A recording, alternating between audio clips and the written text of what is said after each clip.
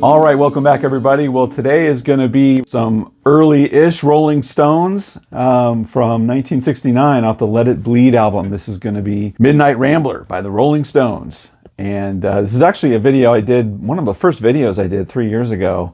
But since then, I've got a lot better recording equipment and microphones and can present this way better than I did then. And I know many of you haven't seen that one anyway, so there you go. So hey, if this is the kind of thing that you like and you haven't done so already, I invite you to jump down and click subscribe and ring the bell. The bell will let you know when I drop new content, which I do every single week. All my lessons have chapters in them, so you can go right to the part of the lesson that you want to see and bypass what you don't.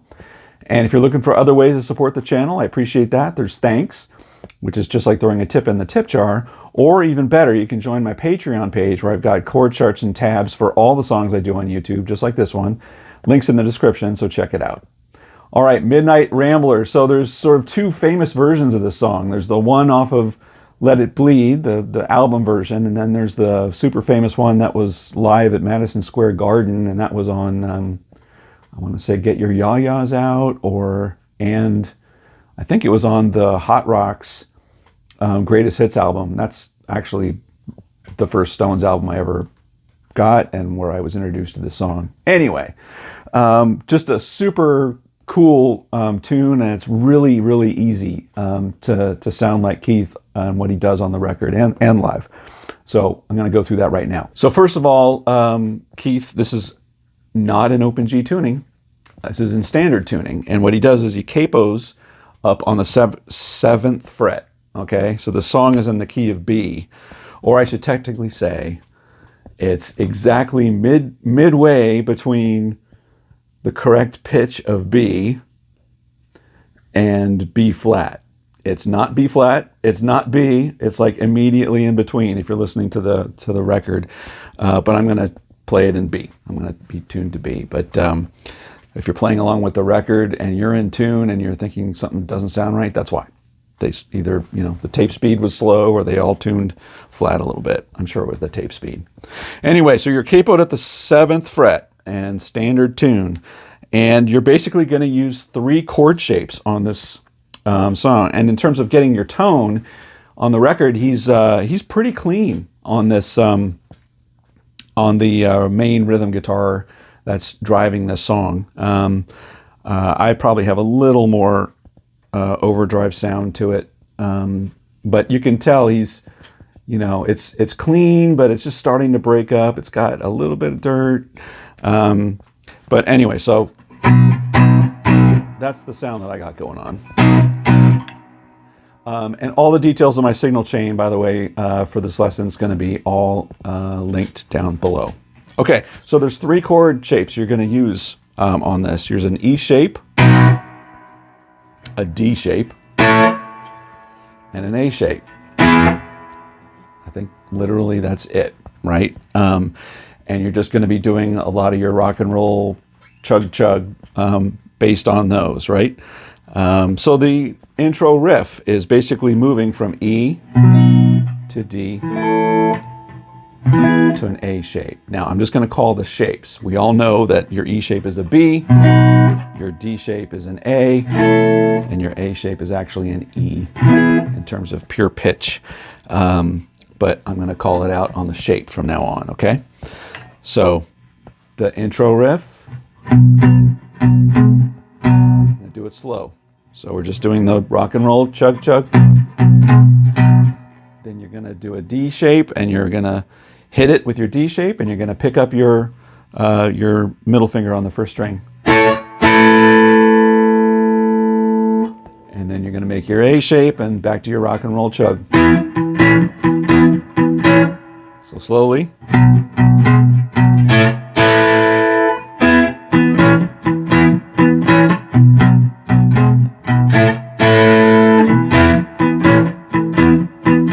Up to speed.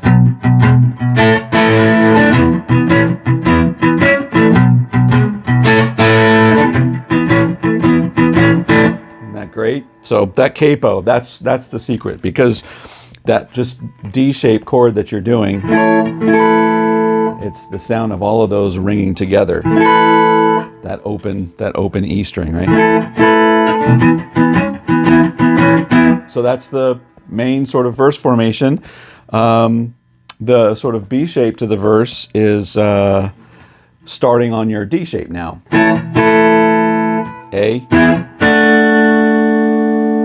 and then back to E shape.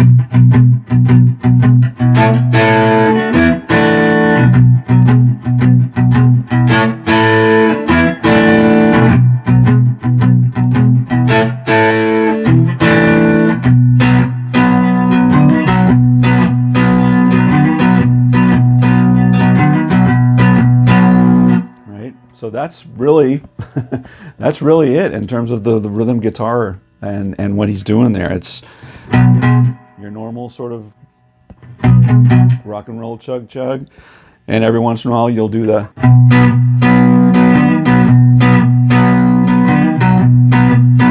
and that's really Keith driving this whole song, right?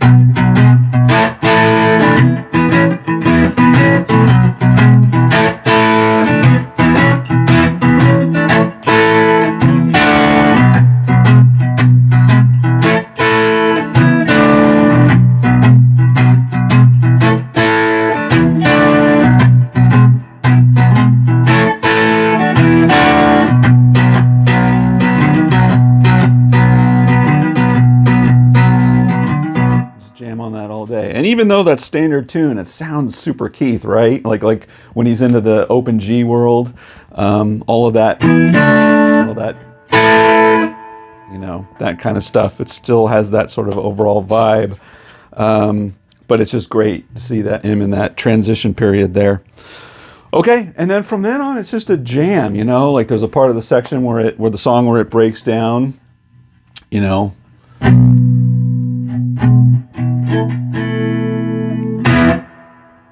Right.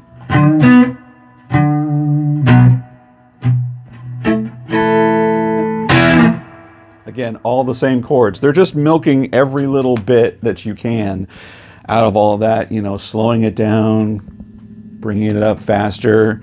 But in terms of purely the, you know, the part, that's really the part. All right, so the secret again, capo on 7.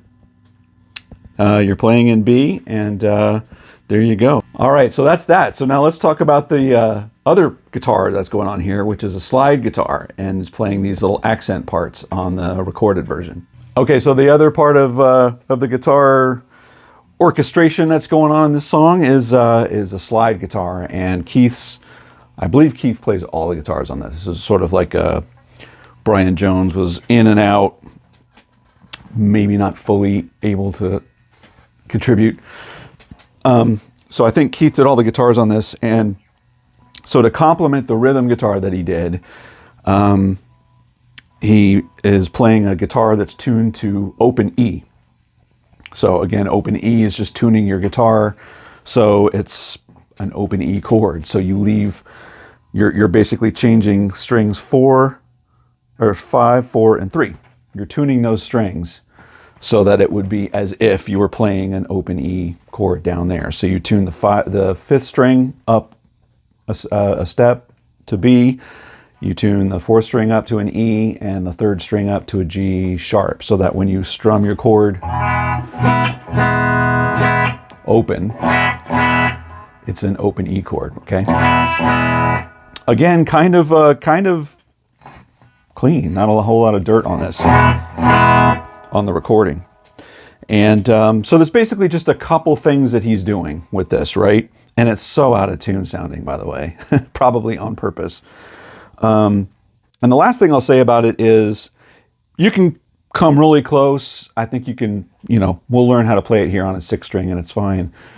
I really think he played this on some kind of weirded out 12 string electric, honestly, because every time he's hitting the 4th string, you hear the octave. And we'll play it that way, you know, I'll show you how you can do that. But then the B string, it sounds like 2 strings in unison, one of them slightly out of tune with the other. The only last thing I'll say is, you know, to me, what it sounds like is a 12 string electric guitar, and the 3rd the G string does not have its high octave string on it. I think I'm not going to go through all the process of doing that. I did it on my 12. It totally sounds like it, totally. But can't find any good information about there on the interwebs, and that's enough I'll say about that. But we're going to learn it on a 6 string. So there's basically just a couple things that he's doing. So the one piece that he's doing is over the normal rhythm part, B, A, E. You know, that sort of part, right? Comes in on the second verse, and what he's doing is I'm going to pick the 4th string and the 1st string in unison. I'm going to come up from the 5th position fret to the 7th position fret, and then back down.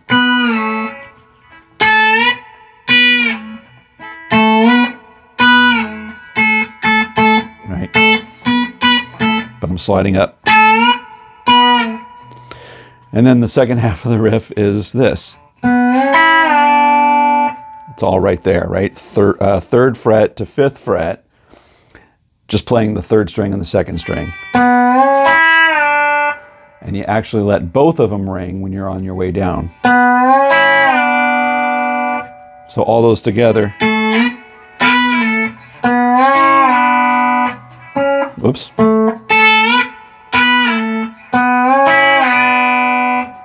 That's the main part. It sounds cool, but it's not like the perfect in-tune slide playing, right? So I've got a loop going on. Let's hear what it sounds like with the rhythm guitar.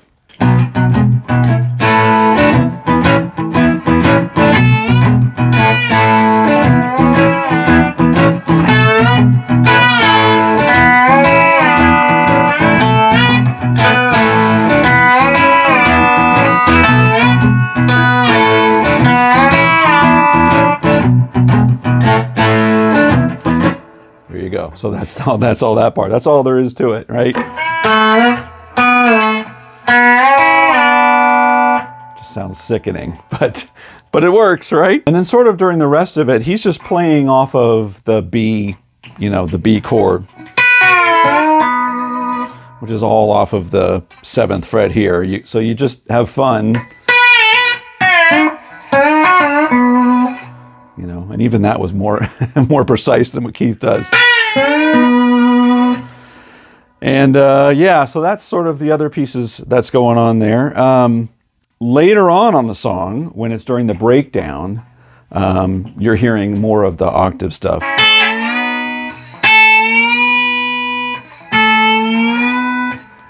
So I could do that, utilizing these,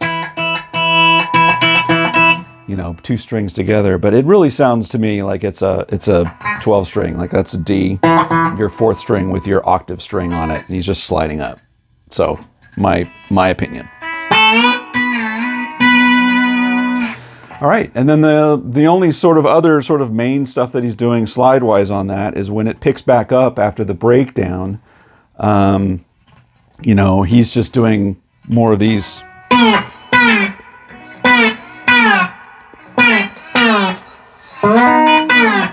That kind of stuff that's jamming. And he has this part where, when it's starting to pick up again,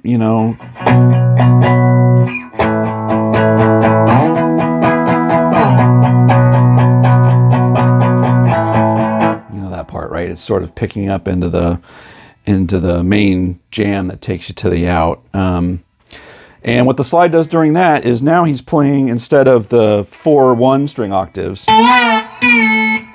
he's playing the 4th and the 2nd string. Those two together. And it's something like this.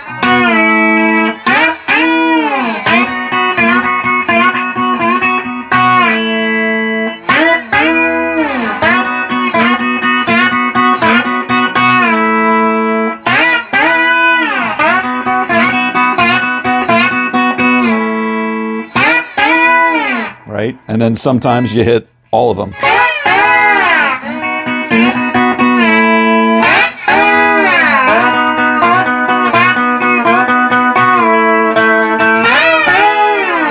So that's kind of it for slide on this song, but it's a great jam. It's super fun. It's different than the, different sounding than the traditional slide that evolved for rock in the 70s. And it's got its own cool thing. So anyway, there you go. So that is Midnight Rambler. Those are all the building blocks for that. And I hope you learned something new today. So if this is what you like and you haven't done so yet, please jump down and click subscribe, give me a like, and ring the bell. The bell will let you know when I drop new content, which I do every single week. Let me know in the comments what you thought about this, and if there's another song you want me to take on and do something similar, let me know what that is. And until next week, take care, everybody.